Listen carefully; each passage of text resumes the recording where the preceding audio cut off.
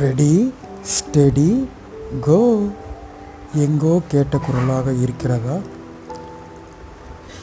ஆம், நம் அன்றாட வாழ்வில் நடந்து கொண்டிருப்பது நம்மை அறியாமல்.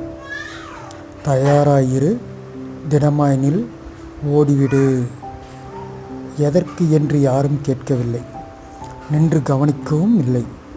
ஓடுவதை நிறுத்திவிட்டு தன்னிடமே கேள்வியை கேளுங்கள். ஆம், எதை தேடிப் போகிறோம்?